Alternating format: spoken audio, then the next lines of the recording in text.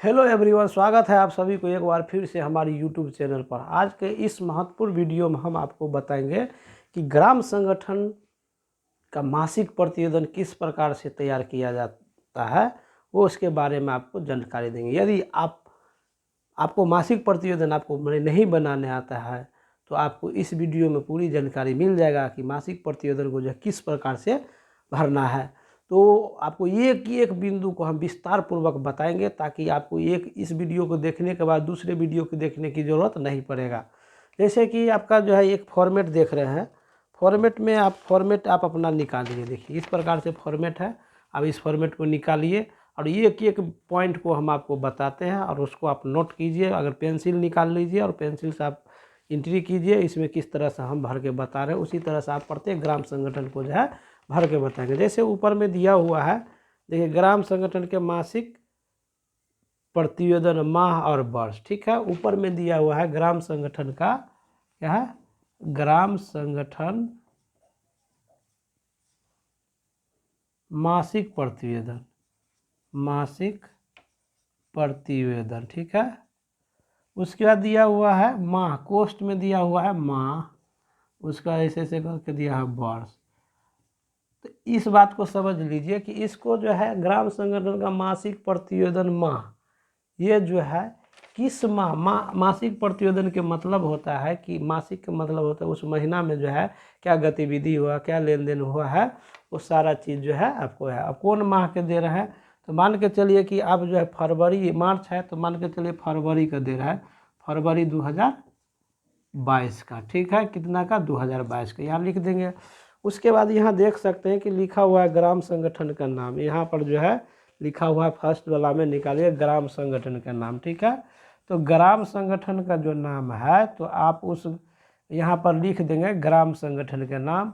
जैसे हम लिख दिए शिवानी जीविका महिला ग्राम संगठन, ठीक है जी। पूरा नाम लिखिएगा, शिवानी जीविका महिला ग्राम संगठन, महिला ग्राम संगठन, ठीक है, संगठन। तो ये आप पूरा नाम लिख देना है, ठीक है। उसके बाद है ग्राम संगठन के अंतर्गत समूहों की संख्या, ठीक है। पूछता क्या है कि ग्राम संगठन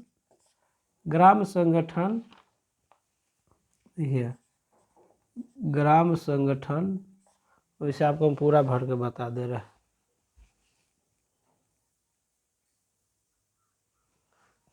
इसमें देख सकते हैं कि यह देखिए कि जो है फरवरी माह का जो है और 2022 का बना के दे रहा है, ठीक है। जिसमें पहला लिखा हुआ ग्राम संगठनों की, ग्राम संगठन के नाम था शिवानी जीविका महिला ग्राम संगठन। आप लोगों का जो होगा नाम ग्राम संगठन का वो यहाँ पर जो है लिखेंगे, ठीक है। उसके बाद लिखा है ग्राम संगठन के अंतर्गत समूहों की संख्या। आप देखिए क्या पूछ रहा है, ग्राम संगठन के अंतर्गत समूहों की संख्या कितना है, यानी कि शिवानी जीविका महिला ग्राम संगठन में कितना स्वयं सहायता समूह जुड़ा है, कितना एसएचजी जुड़ा है, वो पूछ रहा है। तो इसमें जो है टोटल 12 समूह जुड़ा हुआ है, तो यहाँ पर 12 यहाँ लिख देना, ठीक है। वैसे जो है एक चीज़ ध्यान देंगे कि आप प्रत्येक ग्राम संगठन में जो है 12 ही एसएचजी रखने में उस ग्राम संगठन को प्रॉफिट है। 12 से ज़्यादा रखते हैं तो वो उस ग्राम संगठन को थोड़ा कम जो है बेनिफिट होता है, क्योंकि आप यहाँ पर एक ग्राम संगठन को जो है आईसीएफ की राशि जो है 12 ही एसएचजी के नाम से आता है, जो एक एसएचजी के नाम पर 75,000 आता है, यानी कि एक ग्राम संगठन में 9 लाख रुपया आना है। यदि आपके ग्राम संगठन में 13 भी होगा तब भी जो है आपका जो है 9 ही लाख रुपया आएगा, यानी कि एक समूह को आईसीएफ नहीं आएगा। इसलिए ध्यान देंगे कि पहले जो है ग्राम संगठन बनाएंगे तो उनसे कम से कम 12 से ज़्यादा नहीं रखना है, ताकि क्योंकि आपको उस कम्युनिटी के बेस पर काम करना है, तो हर मतलब जो है ज़्यादा से ज़्यादा बेनिफिट होना चाहिए ग्राम संगठन को, तब ना कम्युनिटी को फायदा होगा। दूसरा चीज़ दिया हुआ है कि दूसरा हो गया। तीसरा में दिया है कुल सदस्यों की संख्या। अब देखिए इसमें जो है 12 एसएचजी जुड़ा हुआ है, ठीक है। अब 12 एसएचजी में टोटल मेंबर कितना है, तो 12 एसएचजी में टोटल मेंबर जितना होगा उतना ही ना ग्राम संगठन को होगा। तो इसमें जो है भर के दिया हुआ है टोटल जो है मेंबर जो है पूछ रहा है कितना जो है 126 है, ठीक है। इसमें टोटल मेंबर जो है गिनती किया गया तो 126 पाया गया, ठीक है। यानी 12 एसएचजी में, यदि ये सभी एसएचजी में अगर 12 मेंबर होता तो 12 गुने 12 यानी कि 144 होता। लेकिन कुछ एसएचजी में जो है 10 मेंबर है, कुछ में 11 है, कुछ में 12 है, वो सब जोड़ करके देखा गया तो टोटल जो है 126 है। तो कुल सदस्यों की संख्या कितना हो गया? 126। उसके बाद है, पूछ रहा है कि बैंक एवं शाखा के नाम। आप अपना ऐसा वाला सीट निकालिए, ठीक है, इस वाला इस सीट में निकालिए, इसको देख करके भरिए, ठीक है। अब यह है कि बैंक एवं शाखा के नाम। अब इस ग्राम संगठन का जो है बैंक कहाँ, पासबुक यानी खाता कहाँ खुला है, तो यहाँ पर जो है खुला है बैंक ऑफ बड़ौदा, ठीक है। आप लोगों का जो भी होगा वो लिखेंगे, बैंक ऑफ बड़ौदा घनश्यामपुर, ठीक है, घनश्यामपुर औराई। ये हो गया ग्राम संगठन का नाम और शाखा। बैंक एवं शाखा का नाम हो गया। आप लोगों का जो होगा वो ग्राम संगठन का उस बैंक का नाम लिखेंगे। अब पूछ रहा है प्रतिनिधि निकायों की संख्या। आप ध्यान देंगे, सबसे पहले जो है आपको जानकारी होना चाहिए कि प्रतिनिधि निकाय किसे कहते हैं। तो प्रतिनिधि निकाय किसे कहते हैं, अगर आपको जानकारी है तो यहाँ पर भर सकते हैं। तो यानी कि जो प्रतिनिधि निकाय जो होता है, जो अध्यक्ष सचिव कोषाध्यक्ष होता है, उसी को प्रतिनिधि निकाय कहते हैं। जिसको जो है आरजीबी मीटिंग में जो आते हैं, जितना ग्राम संगठन में आरजीबी के मेंबर होती है प्रतिनिधि निकाय, ठीक है। तो आरजीबी के मेंबर कितना होता है, तो यानी कि एक समूह में तीनों लीडर है, अध्यक्ष सचिव कोषाध्यक्ष, तो एक समूह में कितना होता है प्रतिनिधि निकाय 3। तो 12 समूह में कितना हो जाएगा आपको 12 तिया 36, यानी कि प्रतिनिधि निकाय की संख्या कितना होगा 36, ठीक है। यहाँ पर कोई दिक्कत? यदि दिक्कत नहीं है तो आप लिखेंगे नो, यदि दिक्कत है तो लिखेंगे यस। अब यहाँ प्रतिनिधि निकाय की संख्या, इसमें आपको किसी को समझने में दिक्कत नहीं ना? दिक्कत तो कमेंट्स बॉक्स में ज़रूर करेंगे, ठीक है। ये आपका इधर साइड वाला हो गया, देख लीजिए, ये देख लीजिए, ये इधर का साइड हो गया, इधर वाला। अब हम इधर साइड में चलते हैं। इधर साइड में पूछ रहा है क्या, संबंधित संकुल स्तरीय संघ का नाम, ठीक है।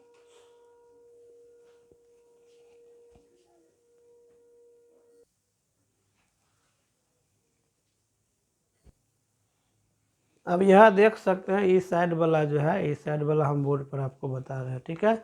यहाँ दिया हुआ है संबंधित संकुल स्तरीय संघ का नाम, ठीक है। क्या दिया हुआ है, संबंधित संकुल स्तरीय संघ का नाम, यानी कि जो है आपका जो सीएलएफ का नाम है वो नाम यहाँ पर भरने के लिए कह रहा है। तो ये जो है वीओ जो बन रहा है वो किस सीएलएफ में है, तो अभिनव सीएलएफ में जुड़ा हुआ, ठीक है। उसके बाद पूछ रहा है कि बीमित सदस्यों की संख्या। आप गौर करेंगे, क्या पूछ रहा है, बीमित सदस्यों की संख्या। तो बीमित सदस्यों की संख्या बीओ में कितना टोटल सदस्य था 126। अब इसमें कितने सदस्य जो है बीमा करा चुके हैं, वो सदस्यों की संख्या यहाँ पर भरने के लिए कहा रहा है। तो ये डाटा आपको जो है सीएम से मिल जाएगा। आपको सीएम जो बना के देते हैं समूह का जो है मासिक प्रतिवेदन, उसमें लिखा हुआ रहता है कि बीमित सदस्यों की संख्या कितना है। तो एक समूह में जितना होगा सारा समूह को जोड़ के यहाँ लिखना है। अब यहाँ देखिए 126 मेंबर है टोटल। इसमें जो है प्रधानमंत्री जीवन ज्योति बीमा योजना और प्रधानमंत्री सुरक्षा बीमा योजना, ये दोनों प्रकार के कितने मेंबर है वो दोनों जोड़ करके यहाँ पर लिखेंगे। तो 126 में जोड़ा गया तो 126 में से जो है आपका बीमित सदस्यों की संख्या जो है 105 सदस्यों को बीमा हो चुका है, ठीक है। आप पूछ रहा है कि यहाँ पर वीओ के कार्य क्षेत्र में समूहों की संख्या कितना है। अब जहाँ पर आपका ग्राम संगठन है वहाँ पर जो है लग रहा है कि यहाँ देख सकते हैं कि वीओ में जुड़ा हुआ समूह की संख्या कितना था 12। यदि वहाँ पर 3-4 समूह और है और उसके वो वीओ में नहीं जुड़ा है और वो वीओ के आसपास है, वो पूछ रहा है कि इस ग्राम संगठन के कार्य क्षेत्र में समूहों की संख्या कितना है, तो यह समूह की संख्या 14 है, ठीक है। लेकिन ग्राम संगठन में समूह की संख्या कितना जुड़ा हुआ था, 12, तो 12 वहाँ लिखा गया, ठीक है। यदि आपको लग रहा है कि उस कार्य क्षेत्र में जो है समूहों की संख्या जो है नहीं, मतलब सिर्फ 12 ही है, तो 12 ही लिखेंगे, ठीक है। अगर लग रहा है कि 14 है जुड़ा है आपको 12, तो वहाँ 12 लिखेंगे, ठीक है। तो इसमें तो जो है यहाँ पर 14 समूह है, इसलिए हम 14 लिखेंगे। आप लोगों को अगर वहाँ पर लग रहा है कि नहीं 12 है और 10 जुड़ा है, जितना वो कार्य क्षेत्र, सीधे समझिए ना, इसमें फंडा क्या कर रहा है, वीओ के कार्य क्षेत्र में समूहों की संख्या कितना है, तो वीओ के कार्य क्षेत्र में, ठीक है, उसके कार्य क्षेत्र में समूह की संख्या कितना है, 20 है, 25 है, लेकिन ग्राम संगठन के अंतर्गत कितना जुड़ा हुआ है, 12 है, तो वो हो गया समझ में।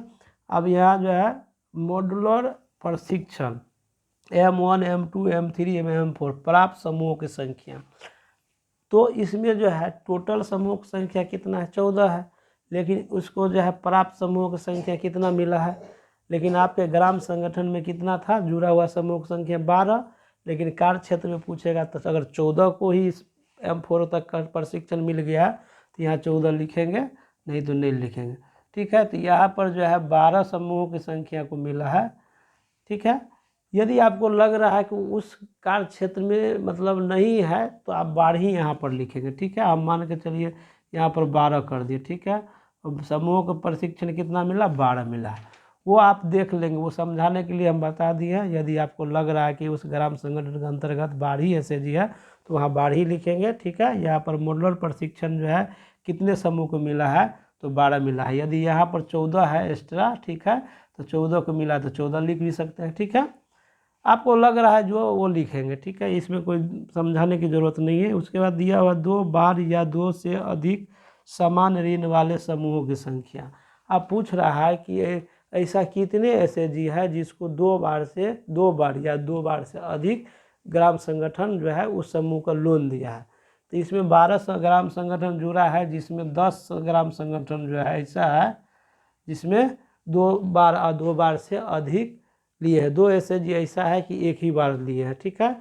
यदि आपको लग रहा है कि नहीं 12 SAG को हम VO से समान ऋण 2 बार या 2 बार से अधिक दिए हैं, तो टोटल जोड़ के यहाँ लिखना है। तो ये ऊपर वाला आपका हेडिंग समझ में आ गया है, देख लीजिए, ठीक है। अब यहाँ पर जो है दिक्कत नहीं होना चाहिए। अब यहाँ देखिए दिया हुआ है आपका फर्स्ट में कि ग्राम संगठन के प्रतिनिधि निकाय के बैठक में समूहों की उपस्थिति या प्रतिशत। देखिए क्या पूछ रहा है कि ग्राम संगठन के प्रतिनिधि निकाय के बैठकों में समूहों की उपस्थिति या प्रतिशत। यहाँ पूछता है समूहों की उपस्थिति या प्रतिशत, और प्रतिनिधि निकाय के बैठकों में समूहों की उपस्थिति, ऐसा कितने समूह है जिसमें जो है वो उपस्थिति हुआ है। यहाँ पर जो पूछ रहा है कितना समूह जो है उपस्थिति हुआ है, ऐसा कितना समूह है जिसमें सारे समूह को जो है अध्यक्ष, सचिव, कोषाध्यक्ष जो प्रतिनिधि होते हैं वो।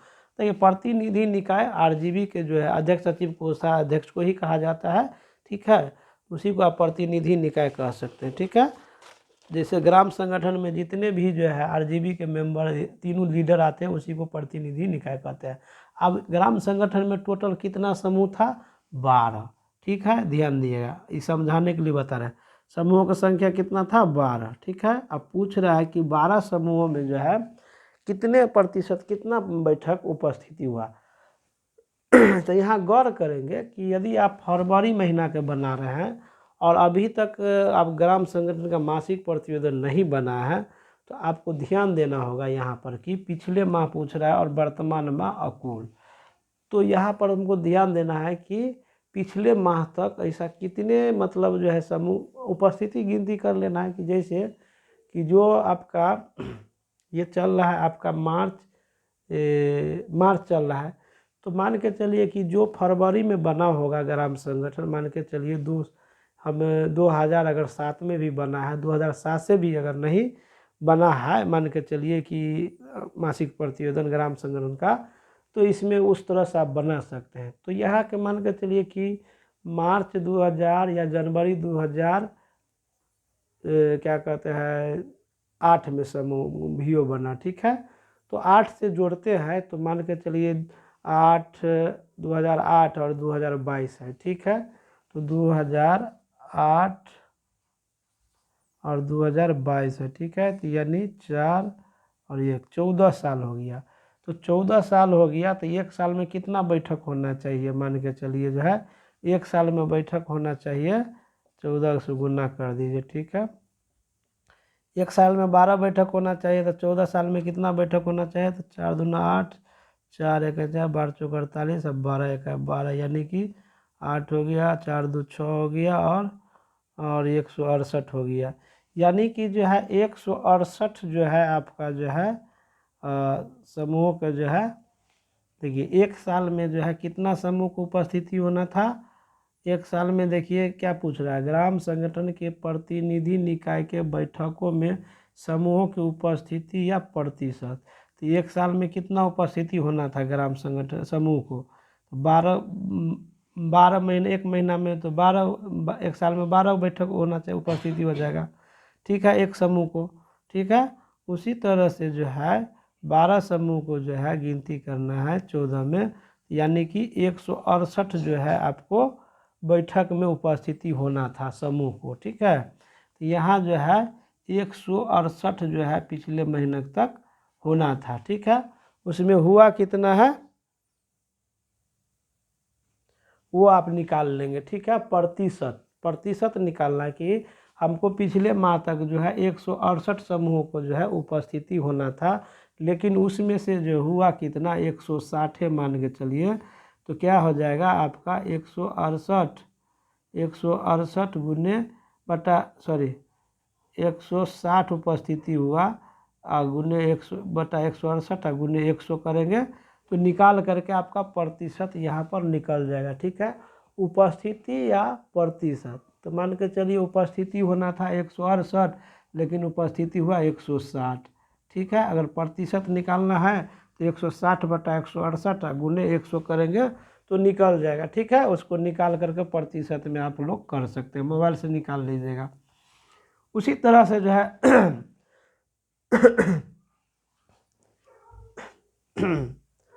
वर्तमान माह में कितने समूह को जो है उपस्थिति में प्रतिशत होना है 12, लेकिन उसमें से कितना हुआ वो देखना है, ठीक है। होना था कितना 12, ठीक है, लेकिन हुआ कितना वो लिखना है। मान के चलिए कि वर्तमान महीना में समूह को आना था 12, ठीक है, लेकिन समूह आया कितना 10, ठीक है। तो कितना पर, तो यहाँ हो जाएगा आपका 10/12, ठीक है, 12×6 = 72, यानी कि वर्तमान महीना में समूह को आना था 12, लेकिन आया कितना 10, ठीक है, वर्तमान महीना में हो गया। तो इसको प्रतिशत जो निकाल लेंगे तो क्या हो जाएगा, आपको प्रतिशत निकालने के लिए आपको यहाँ पर करिएगा क्या कि 10/12 करेंगे और गुना 100 करेंगे तो प्रतिशत भी आपको यहाँ पर निकल जाएगा, ठीक है। उसके बाद कुल यहाँ हो जाएगा तो 168 आप 12 जोड़ देंगे तो 0 हो जाएगा, 7 हो जाएगा, 180 हो जाएगा। प्रतिशत जो होगा आप निकाल लेंगे, ठीक है, 180 हो गया, ठीक। और यहाँ पर जो है 160 है तो इसको हो जाएगा 170, ठीक है। तो इसमें जो है आपको ध्यान देना है कि ये था आपका जो है उपस्थिति, यानी कि दिमाग में सेट करना, आना था कितना 168, लेकिन आया कितना 160 पिछले माह तक, ठीक है। तो उपस्थिति निकाल लेंगे और प्रतिशत निकाल लेंगे, ठीक। यहाँ पर वर्तमान महीना में आना था 12, लेकिन आया कितना 10, ठीक है। तो यहाँ पर टोटल कितना हो जाएगा उपस्थिति 170। तो अभी तक इसी तरह से बनाना है, ठीक है। तो अब हम जो है बात करते हैं, ये दूसरा वाला कॉलम पूछ रहा है कि ग्राम संगठन के प्रतिनिधि निकाय के बैठक में प्रतिनिधि निकाय सदस्यों की उपस्थिति, ठीक है। क्या पूछता है, सदस्यों की उपस्थिति। ग्राम संगठन के प्रतिनिधि निकाय के बैठक में प्रतिनिधि निकाय के सदस्यों की उपस्थिति। अब यहाँ पर सवाल क्या आ गया, वो था ग्राम संगठन में जो कितना समूह उपस्थिति हुआ, ठीक है। और दूसरा वाला में पूछ रहा है कि ग्राम संगठन में जो है कितना प्रतिनिधि का उपस्थिति है, वो समूह का था और प्रतिनिधि का ही है। तो पूछ रहा है 12 समूह में, अब वहाँ पर था कितना, 14 साल को हम निकाल लिए थे, तो 14 साल के निकला था तो कितना था, 168 जो है समूह को आना था, ठीक है। तो 168 गुने 3 करेंगे तो प्रतिनिधि की संख्या आ जाएगा कितना, 18 का 8, 6 8 24 हो गया, उसका 6 18 2 20 3 2 5, यानी कि 540 प्रतिनिधि निकाय को उपस्थिति होना था, ठीक है, पिछले माह तक, ठीक है, 504। अब मान के चलिए कि 504 होना था, ठीक है। अब ग्राम संगठन के प्रतिनिधि निकाय के बैठकों में प्रतिनिधि निकाय सदस्यों की उपस्थिति कितना हुआ, ठीक है। तो उपस्थिति कितना हुआ था आपको देख लेना है कि यहाँ पे आया था 160 समूह के जो है मेंबर, ठीक है। तो 160 मेंबर के जो है हो सकता है एक बैठक में कितना को आना था आपको, एक बैठक में आपको आना था 36 सदस्यों को, ठीक है। 12 एसएजी था तो एक एसएजी में 3, तो आरजीबी के प्रतिनिधि के सदस्यों की संख्या कितना होगा, 36। तो एक साल में आना था 36, तो 14 साल में कितना आना होगा वो गिनती करना है। तो आपको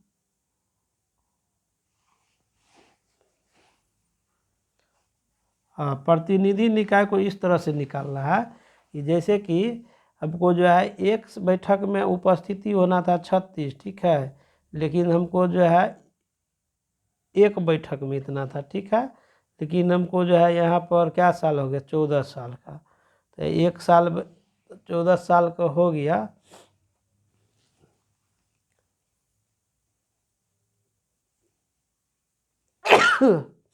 बड़ा मिस्टेक।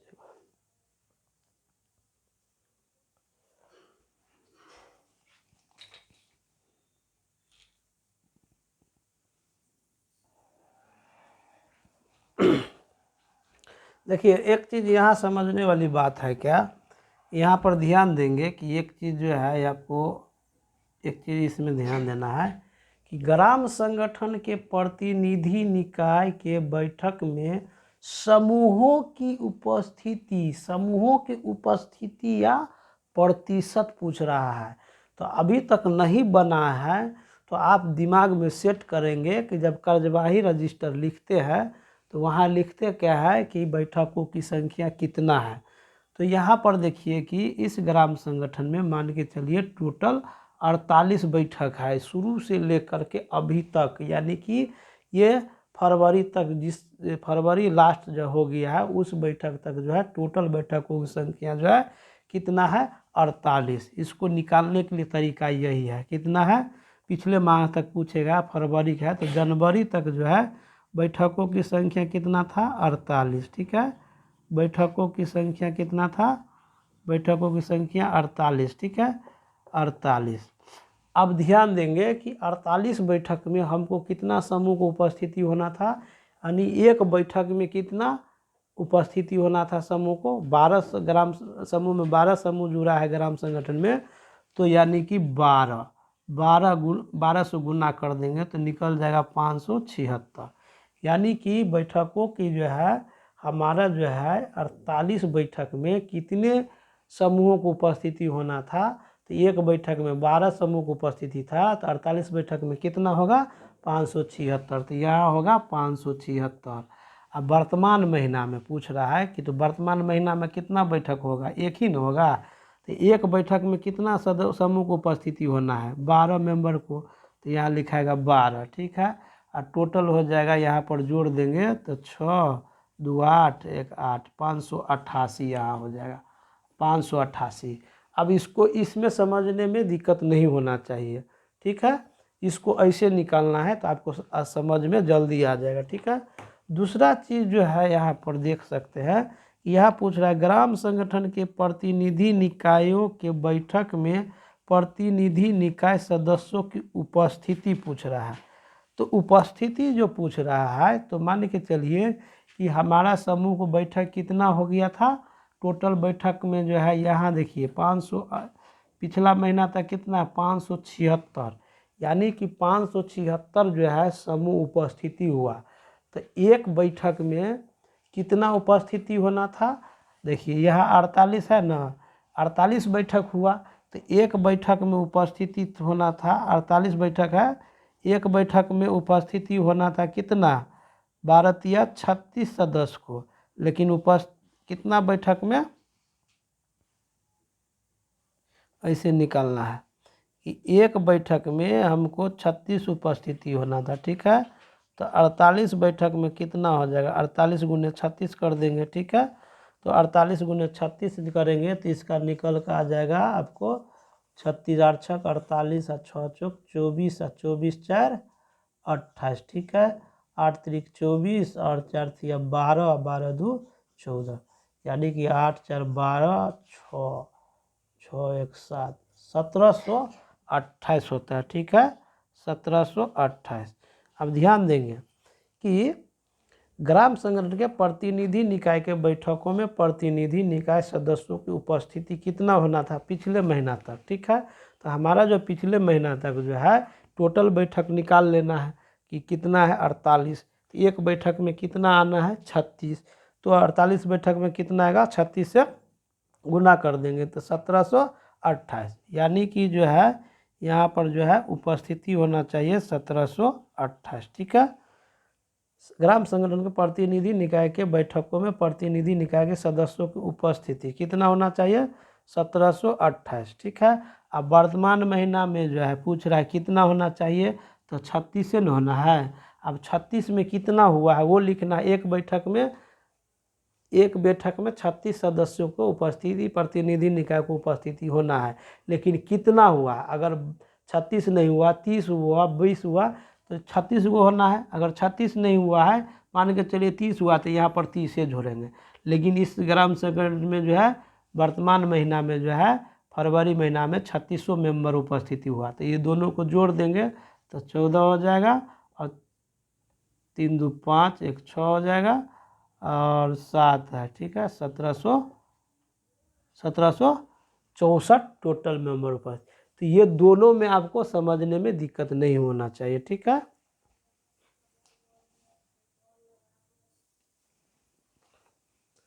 अब देखिए इसमें जो है 2 के बी दिया हुआ है, ठीक है, 2 का बी पढ़िए, 2 का ए पढ़िए। ग्राम संगठन में अध्ययन होने वाली लेखा पुस्तकों की स्थिति सिर्फ कार्यवाही पुस्तिका हाँ या ना में लिखना है।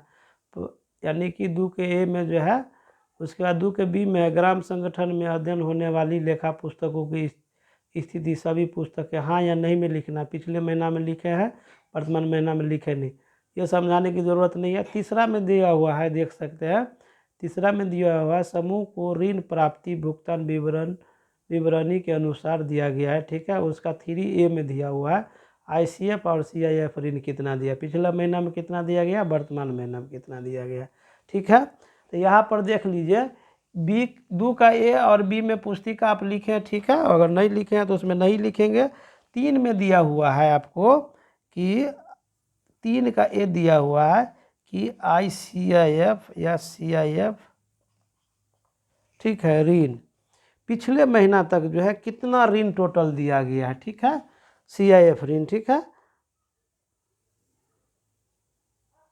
यहाँ लिखेंगे कि जैसे ये ग्राम संगठन है, तो ग्राम संगठन जो है इस समूह में इस ग्राम संगठन के माध्यम से जो है कितना जो है CIF ऋण, मतलब पिछले माह तक जो है ICF के ऋण प्राप्त हुआ है, ठीक है।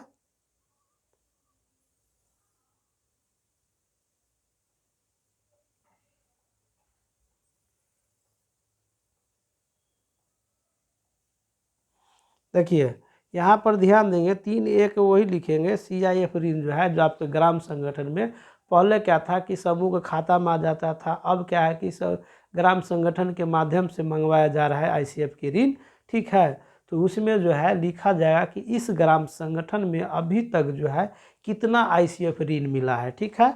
जैसे CLF हो, अब देखिए डायरेक्ट वीओ के खाता में या आईसीएफ के खाता में आता है या समूह खाता में आता है आईसीएफ की राशि, तो वो जो है माना जाता है कि वो ग्राम संगठन जो है, वो ग्राम संगठन का आईसीएफ की राशि ग्राम संगठन को होता है जो सीएलएफ में रिपेमेंट होता है। तो अब यहाँ ध्यान देना है कि हमारा आईसीएफ की राशि टोटल कितना आया है। तो इस ग्राम संगठन में टोटल आईसीएफ की राशि जो है, मान के चलिए एक बार 30,000 आया, अगर 20,000 आया, एक बार 25,000 आया, इसी तरह का टोटल मिला के जो है इस ग्राम संगठन में आईसीएफ की राशि जो है पिछले महीना तक जो है आपको 6 लाख रुपया आ गया था। ठीक है, 6 लाख रुपये का 11,000 10,000 लाख 6 लाख रुपया आया था। ठीक है, पिछले माह तक यानी जनवरी तक जो है 6 लाख रुपया आया था। ठीक, इसमें इस ग्राम संगठन में, और फरवरी में जो है 3 लाख रुपया आया है। ठीक है, अगर नहीं आया तो नहीं लिखेंगे, और आया है तो लिखेंगे। 3 लाख रुपया आया था, टोटल आया आपको 9 लाख रुपये। ठीक है, इसमें आपको समझाने की ज़रूरत नहीं है। 1 2 3 4 5 11,000 10,000 लाख 9 लाख रुपया। अब चलते हैं 3 के बी में। ठीक है, 3 के बी में दिया हुआ है कि समान ऋण। ठीक है, तो समान ऋण जो है अभी तक कितना इसको मिला है, तो ये समान ऋण होगा कि जब समान ऋण वीओ कौन देता है, सीएलएफ देता है। तो आपको देख लीजिएगा कि इस वीओ में जो है समान ऋण मिला है तो लिखेंगे, नहीं मिला है तो नहीं लिखेंगे। तो इसमें नहीं मिला है, ठीक है, तो यहाँ नहीं लिखेंगे। तो समान ऋण जो है सीएलएफ के माध्यम से आएगा तो यहाँ पर लिखना है, अगर नहीं आया है तो नहीं लिखना है। उसके बाद दिया हुआ है कि 3 का सी दिया हुआ है।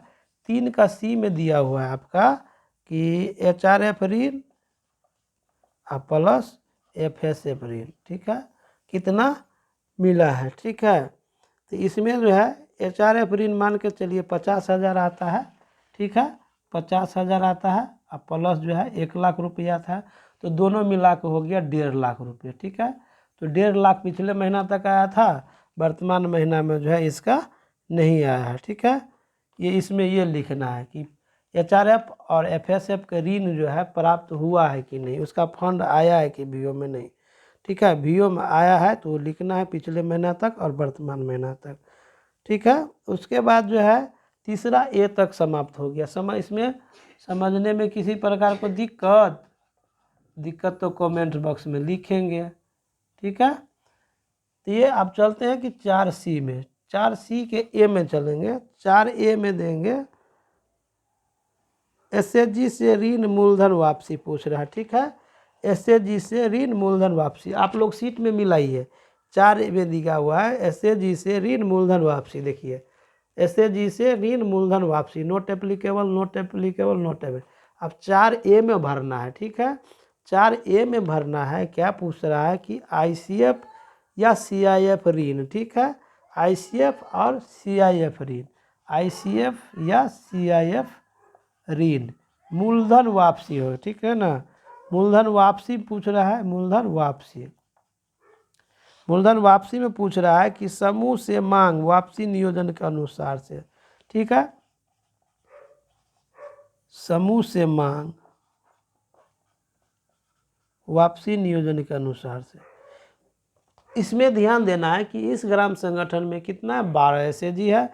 12 एसएचजी का जो है क्या क्या मांग है वो सारा मांग जोड़ करके लिखेंगे। यदि आप ऋण पुस्तिका लिखेंगे तो उसमें आपको ऋण पुस्तिका से भी मांग आ जाता है। एक तो इसे मांग रजिस्टर है उसका, उसके आधार से लिखना है। ठीक है, अब यहाँ जो है आईसीएफ में जो है मूलधन जो है मांगना है पिछले महीना तक कितना मांग था। जैसे कि आईसीएफ 3 लाख, यहाँ देख रहा है कि 9 लाख रुपया ले गया। ठीक है, तो सभी समूह को मिला करके मांग था, मान के चलिए यहाँ पर एक समूह का मांग था मान के चलिए 1,000, तो 12 समूह का मांग कितना हो जाएगा 12,000 मांग था। ठीक है, यहाँ 12,000 लिख, आप लोग अपने अनुसार से लिखिएगा। ठीक है, तो उसके बाद जो है और वर्तमान महीना में कितना मांग हो गया आपका 12,000। पिछले माह तक जो है वापसी का मांग था मान के चलिए 12,000। ठीक है, इसमें भी जो है पिछले महीना तक जो मांग होगा वो लिख लेंगे। ठीक है, हो सकता है उसका मांग जो है दुगुना भी हो सकता है।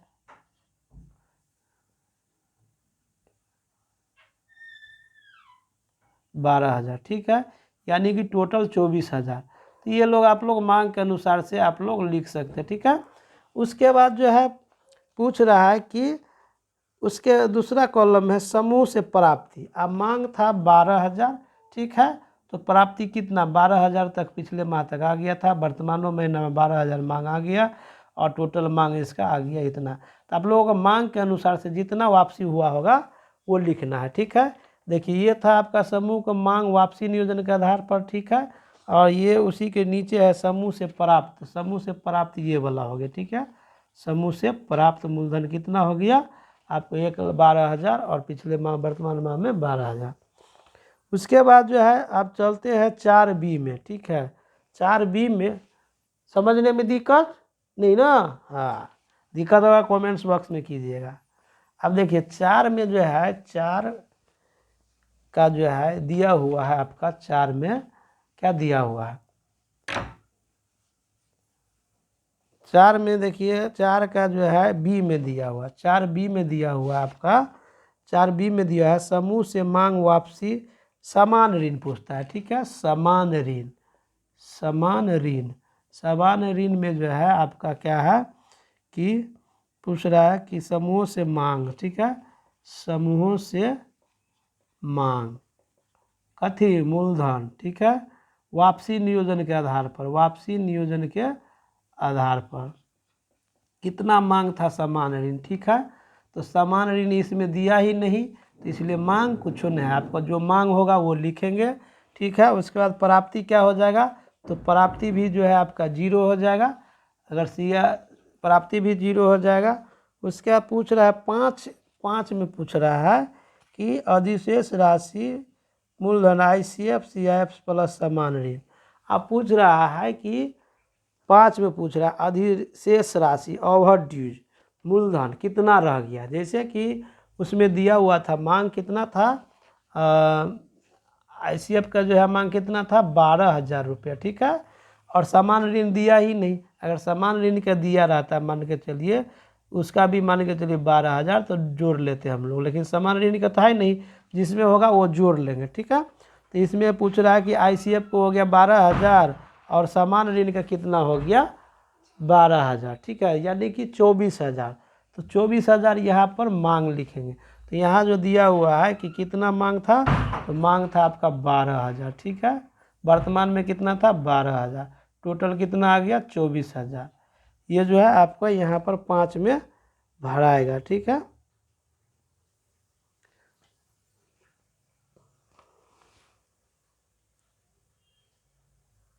तो अधिशेष राशि में जो है आपको यहाँ पर जोड़ कर लिखना था 5 में अधिशेष, ठीक है।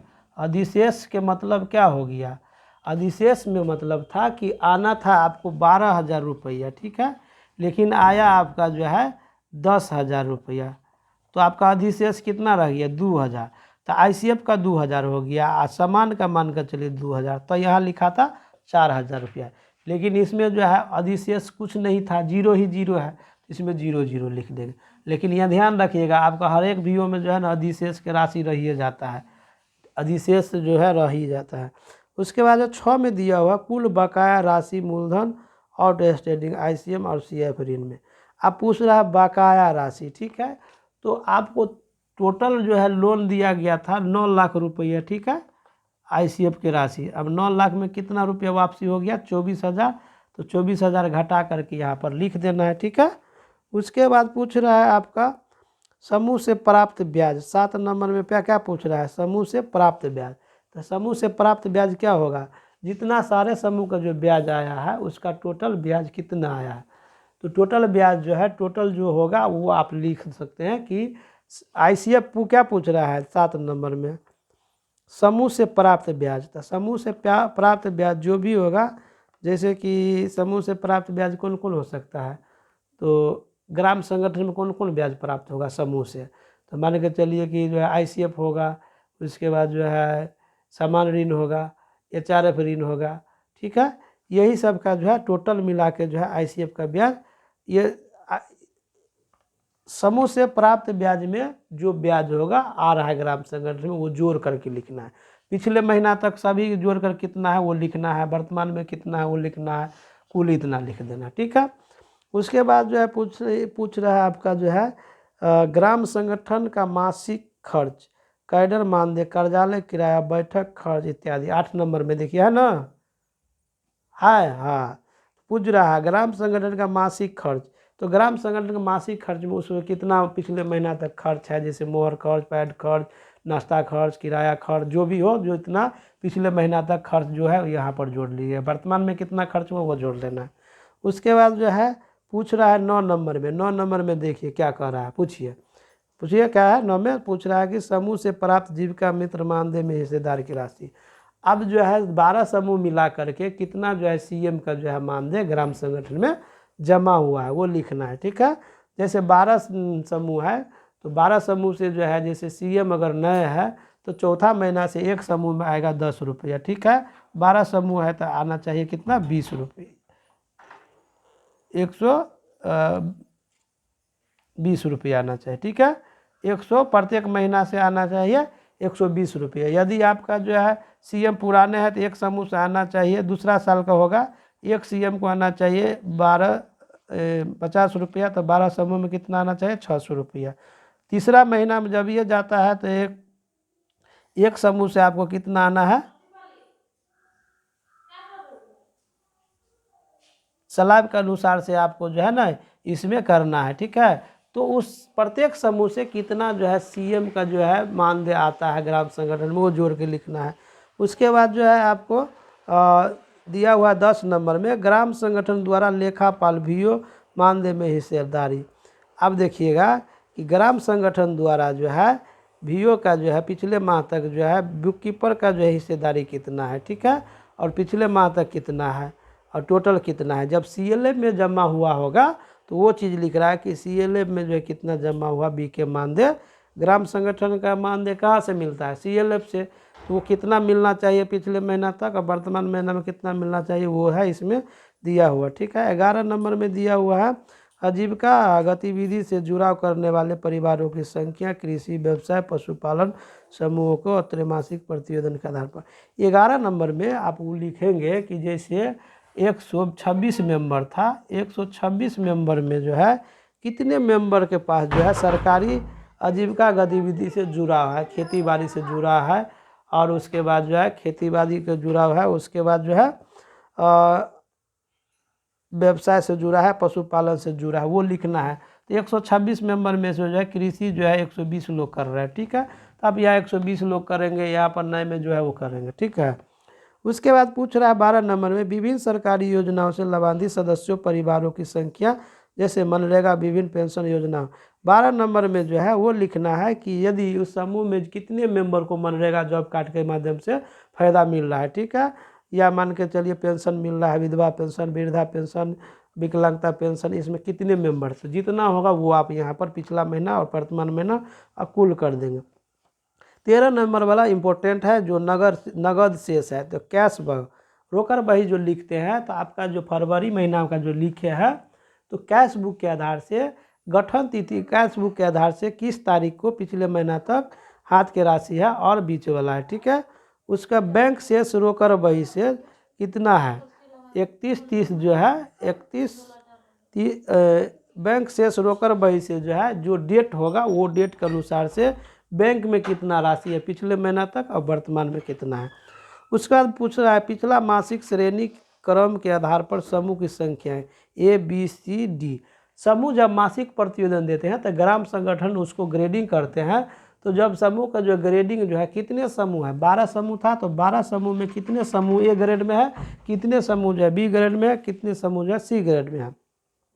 उसके बाद दे रहा है संचय प्राप्ति भुगतान विवरणी तैयार करें जिसके आधार पर वित्तीय आंकड़े कुल के कॉलम में लिखे जाएंगे और इसमें से पिछले माह तक आंकड़े को घटाने के बाद वर्तमान माह की उपलब्धियां प्राप्त होगी। ग्राम संगठन लेखापाल का हस्ताक्षर, अध्यक्ष सचिव का हस्ताक्षर, ये इस तरह से लिखा हुआ है। यहाँ पर साइन करा करके आप CLF को जमा कर देंगे। आज के वीडियो में जो है आपको ग्राम संगठन का मासिक प्रतिवेदन एक एक बिंदु को हम विस्तार पूर्वक समझा दिए हैं। यदि आपको इसमें समझने में अगर किसी प्रकार की परेशानी है तो आप कमेंट्स बॉक्स में ज़रूर करेंगे ताकि उसको हम आपको प्रश्न का उत्तर दे सकें। ऐसा लगता है कि इस वीडियो के माध्यम से अब हमको नहीं लगता है कि आपको परेशानी होगा मासिक प्रतिवेदन बनाने में ग्राम संगठन का। आज के वीडियो में इतना ही। जय हिंद। अब नए हैं तो सब्सक्राइब करें और अपने दोस्तों के बीच शेयर करेंगे। थैंक यू, धन्यवाद।